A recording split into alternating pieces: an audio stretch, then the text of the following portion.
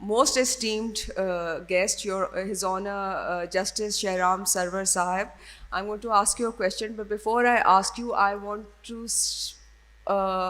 I was supposed to ask you a question, but now I would like you to speak on the legislative constraints and judicial violence that women face through our system. Now, I would like to highlight two issues that we often in our line of work we face, so that you can maybe, through your experience, explain that what is the future roadmap for bringing justice to women. Firstly, if you see that in child marriages cases where the law it should be statutory rape, that in under 16 if there is sexual abuse against a girl, but in underage marriages when this happens, when a girl is under 16, the courts validate the marriage only on the pretext that the law is silent in itself where marriage has been solemnized, and secondly, most importantly, it is left to the interpretation of the esteemed judiciary to do their own interpretation of Sharia or puberty, let's say. Secondly, if you see, there was a recently very high profile in that case where, in my opinion, I can be wrong, that it was again a case of judicial violence against a woman where Section 496 was misinterpreted, and it set a very dangerous trend in a country where their women do not get their nikah namas and divorces registered, and it gives a license to men to challenge marriages and challenge them under the law and penalize it. So thank you, sir. I'm not asking to address you these two issues, but I'm asking, as your expert input, how can we bring traction, better access to justice for women? Thank you very much, Nida. It's always an honor for me to say or participate in the conference in the name of Asma Jahangir,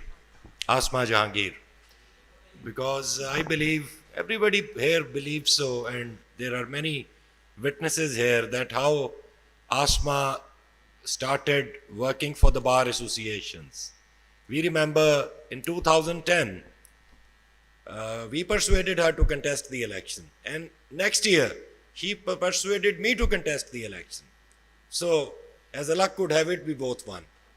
And she stood like a rock, needless to say, and she was such a companion. I have no words to explain. Those were the moments which we spent together. I still cherish, and I will cherish throughout my life, because she was something larger than the life, I must say. So, Nida, as you said, I would like to highlight certain points with regard to the judgments passed by the courts of this country, High Court and thereafter Honorable Supreme Court of Pakistan, regarding the rape cases.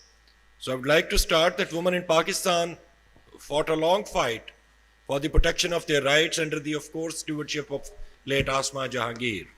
She fought a long and hard fight for the repealing of anti-women laws, and we all are thankful to her for her great sacrifices and struggle.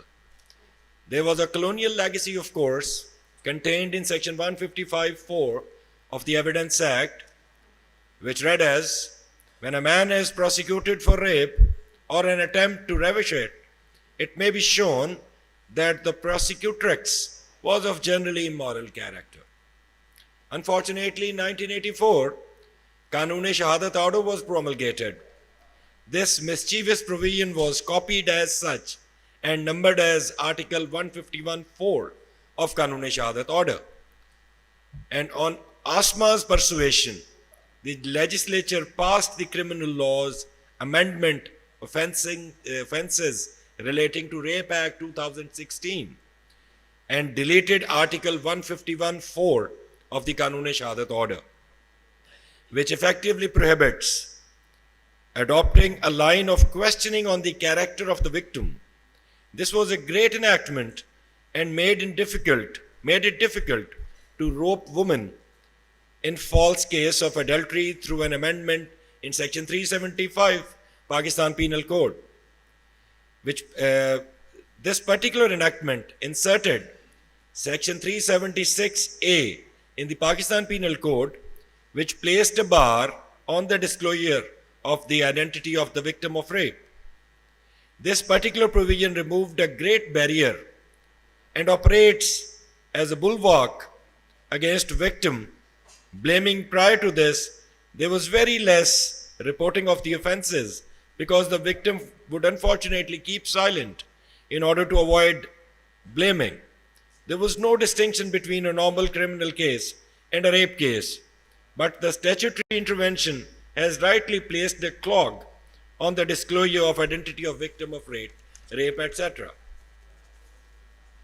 During the colonial times and even thereafter, a killing or killings undertaken to vindicate family honor were considered good grounds for mitigation of offenses. In this case, reliance can also be placed upon 1968, that is Criminal Law General, and 1977, page 690. But with the advent of the time, this practice was deprecated by the courts, and a fundamental right of women to enter into wedlock, even without consent of wali, was held valid. That was in Saima Wahid's case, a landmark judgment where Asma, of course, appeared. Asma Jagir played a great role in that battle. The legislature finally realized this folly, and through the Criminal Law Amendment, offenses in the name or on pretext of honor, Act 2016, Section 299 EE, was inserted, and honor killing was defined, inter alia others, as a fasad fil arz, and a proviso was added in Section 302, through which it has been provided that where the principle of fasad fil arz is attracted, in such cases only, Clause A or Clause B shall apply. Another important provision was inserted through this Honor Killing Act was amendment in Section 310 PPC, which prohibited giving female in marriage for badle sulah. This was great evil. Women folk were treated as property of men. Another provision which corrected the course was a second provision, Section 310, Clause 1, which made compounding in cases of honor killings subject to Section 310, which requires that court has to see that acquittal should be done or not, although legal heirs of deceased have compounded. This caveat was provided a good judicial oversight, as few years ago Supreme Court of Pakistan took suo motu notice and reported as 2013 SCMR page 203 of a rape case, and during the pendency of the proceeding, it was told to the Supreme Court that complainant has entered into compromise. And in another case that was titled as Sadaf Aziz's case, Justice Aisha Malik, then she was judge of the High Court, issued a landmark judgment regarding the admissibility and legality of the two-finger test in case of sexual assault. The court ruled that the two-finger test, which involves the insertion, assesses the laxity, is in violation of the dignity of the victim and right to privacy. And furthermore, the court further highlighted in the same judgment the need for sensitivity and respect towards survivors of sexual assault, emphasizing the importance of trauma-informed approaches to investigation and prosecution. It called for the prohibition of two-finger test and directed law enforcement agencies and medical professionals to refrain from conducting or relying in the cases of sexual assault. In addition to that, Supreme Court of India also passed a judgment. So I would like to refer to the 2021 Supreme Court, a judgment by the Honorable Supreme Court. This is by the three-member bench headed by Justice Mansoor Ali Shah. While speaking for the court, upheld the right of dignity for the victim in the rape case. It's a landmark judgment. Through this law has been settled on the subject of the test already mentioned, an affront to the reputation and honor of the rape survival, and violates Article 4(2)(a) of the Constitution, which mandates that no action determined to the body and reputation of person shall be taken except in accordance with law. Similarly, Article 14 of our Constitution mandates that dignity shall be inviolable. Therefore, reporting sexual history of a rape survivor amounts to discrediting her independence, identity, anonymity, autonomy, and free choice, thereby degrading her human worth and offending her right to dignity guaranteed under Article 14 of the Constitution.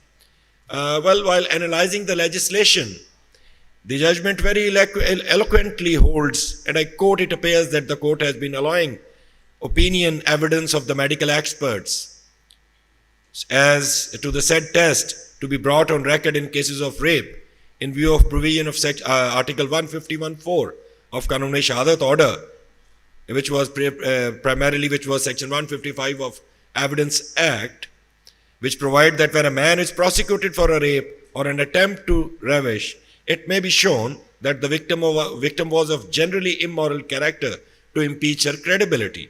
This has now become inadmissible in evidence after the omission of Article 151.4 of Kanun-e-Shahadat order.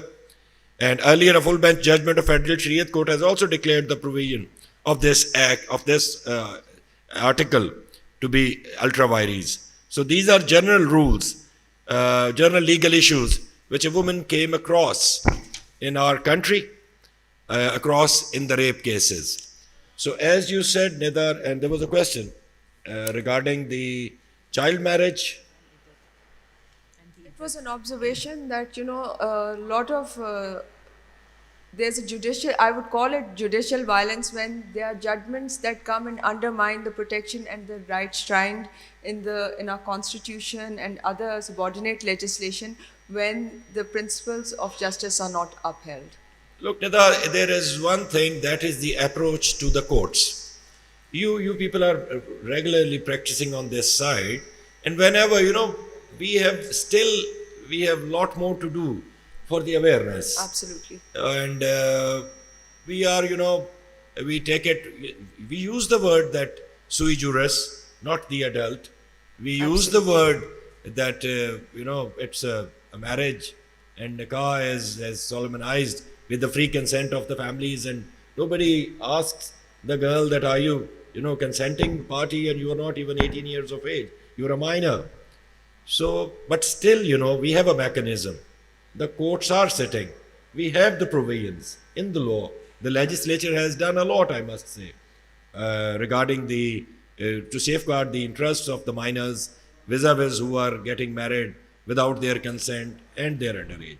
So the awareness is the issue. Your Honor, thank you so much for you highlighting very some much. very progressive judgments.